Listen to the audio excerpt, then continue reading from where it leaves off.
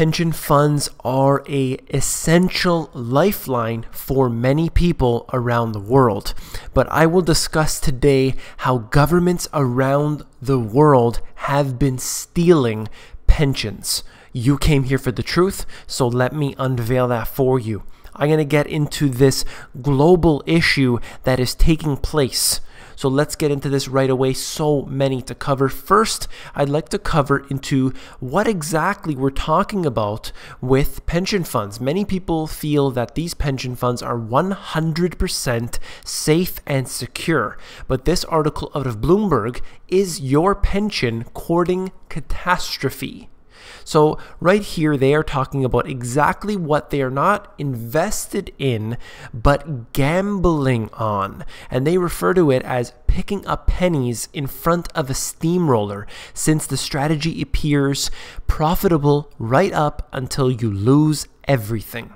And this is what they said. It's therefore somewhat concerning to read that pension funds are attempted to boost their returns by putting more money in catastrophe bonds and other insurance-linked securities. So you think that everything is so safe, so secure in a pension fund because, hey, they've always paid out and I need that money for my future. So they will definitely pay. There is no reason to worry. Right here, they said the pension plan for Ontario teachers, which is renowned in the industry for its size, savvy, and aggressiveness, has been trading catastrophe bonds for years. And what exactly happens when you get to that end where the steamroller is? Well, that's right. The government has to come in to pick up the pieces. And let's get into what happens when we run into this steamroller. Detroit attorney says pension cuts actually close to 50%. And when you think about it, how serious this is, if a person is going to lose significant amounts of money for that lifeline that's literally keeping them alive, what do you think is going to happen? See, they were accused of trying to bully the retirees with scare tactics. She said that the cuts affect at least 32,000 people and noted that the economic impact of severe cuts is going to be felt by a much larger area than Wayne County. Exactly. It's not just Detroit. It is not just the US, but it is the entire world. Let's get into more of these examples. I wrote about in my book how globalization has unified all of the markets around the world. Your pension fund, the value of your home, and the price you pay for food are all linked together, and we have derivatives sitting on top of all of that. There is no way you can excuse yourself from this, particularly when you require the government assistance. And this goes for so many people. That's why I do the work I do. That's why when somebody emails me, and this happens consistently, many, every single day, they email me, David, what can I do with my money? I need to prepare for the future. I'm about to retire and I'm worried about catastrophe. I don't just reply back with a 2-word reply. I give people as much information as I possibly can. I give them other resources, other books to read, and I don't just try to, sell my own book here. I am trying to give people the good information. You need to understand that it's not just the money GPS that's great. Everyone has to be sharing their own truths so that we can prepare for this. So I'm going to move on right here to more examples. The superannuation accounts are just accounting records, and they are not funds, nor are they trust-like. This is according to the Supreme Court in Canada, where they're allowed to do anything they want with your own money. And so the government was legally entitled to, quote, borrow internally from the pension surpluses to avoid the need for the external borrowing that would be otherwise required. See that? It's called intragovernmental debt. That's the way they work on it. This is out of the Star. And what they said was from 2001 to 2004, the federal government took or debited $28 billion out of the superannuation fund in its consolidated revenue fund.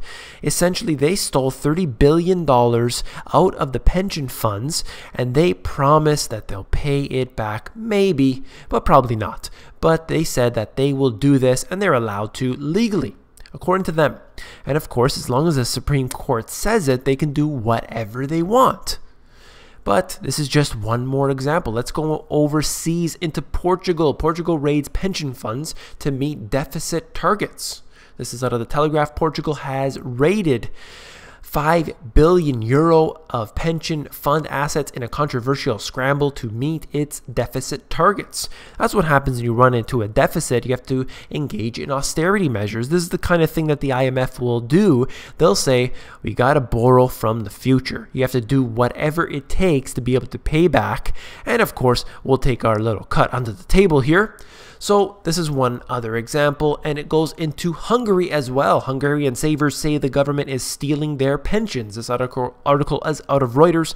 Rule change may see private pension funds nationalized. And, you can go in more of this. I'm going to move on. It goes again over into Russia. Earlier this month, the Russian government seized its citizens' pension contributions. So right here, you have all of your tax dollars going in, and you believe that they are being allocated in a certain way that they promised they would, but that changes very quickly. Just for one example, here in Toronto, we have a mayor now that said he is not going to put any of the increased rates for the TTC, which is the metro system here. There are going to be no raised rates. I promise you that if I get elected, they're not going to raise the rates. And what did he do only months after getting in charge? Raise the rates. They lie every single time. Don't believe a word they say, left or right. It's nothing but a false left-right paradigm used to trap you. There is just the lesser of two evils. As they say, democracy is two wolves and a sheep voting on what's for dinner. Normally, 6% of the Russian salaries is invested in financial markets earmarked for their retirement. This year, that $8 billion in contributions will finance Russian spending instead. See, they can decide whatever the heck they want to do with your money. Russia is not the first country to confiscate pension funds to pay its bills. It probably won't be the last, that's for sure. I've been covering a few already, but look at this list. Argentina, Hungary, Poland, Portugal, and Bulgaria have all done the same thing in the last 6 years. And they're going to continue to do so because that's what happens when you set up these QE policies that pump up the bankers and they commit bail-in strategies all around the world. That's the next one, but not the topic for today. Let's get on with this. Poland reduces public debt through pension funds overhaul. That's right, they're calling it an overhaul. It's not stealing, it's just an overhaul.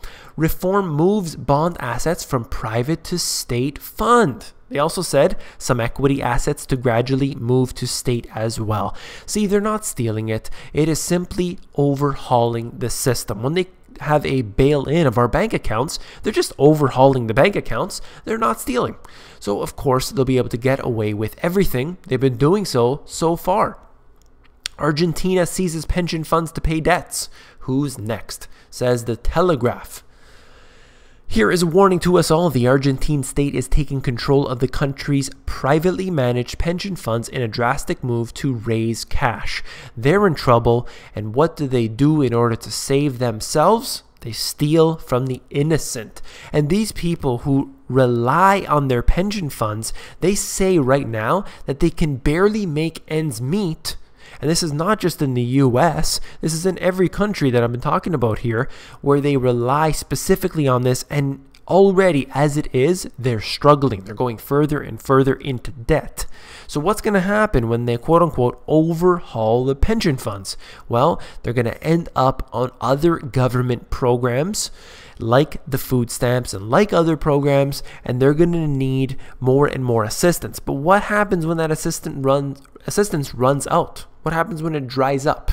Well, you have civil unrest, you have riots in the streets. We saw what happened all throughout Athens. We saw the riots in London. We saw what happened in Brussels with the anti-government protests. And this has been going on in different countries for the same reasons. In fact, people are upset. And the more that we see this go on, the worse it's going to get because it is contagious. So I'm going to move on to one last thing. This is the UK. Britain's biggest company, pension funds, faced their largest shortfall ever as a result of the financial crisis. They estimate a pension fund deficit of more than $160 billion, more than double the US $65 billion estimated for those companies a mere 12 months previously. The pension funds are gambling, as I discussed in the beginning. They are involved in all of the greatest schemes that we have seen. They do this because they know they're always going to be bailed out. And they're going to be bailed out with your money through one means or another, whether that's through inflation or whether that's through direct taxation or an overhaul or a levy or a bail-in or any other method or mode that they use to steal it from us. And this is quite sad that this is the way that this has to happen.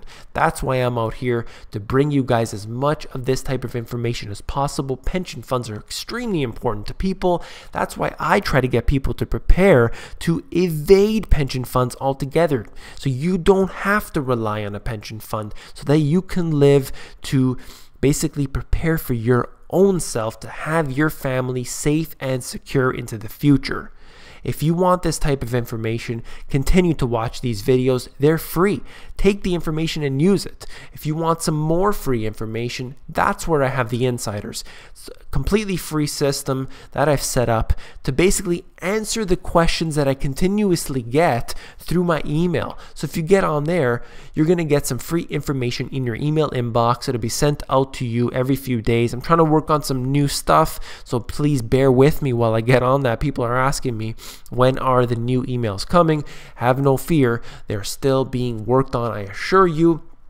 I'm working on all sorts of programs, a live Q&A session coming soon. I've been really backed up with the emails, with trying to get my website complete. I'm also working on different programs for people. I've made this public already. I'll say it again. Essentially trying to make a different program for every different people. I'm going to have one for retirees. I'm going to have one for young people. I'm going to have one for those out of work. I'm going to have one for people trying to get out of debt, and different programs. And I'm going to make them available for free.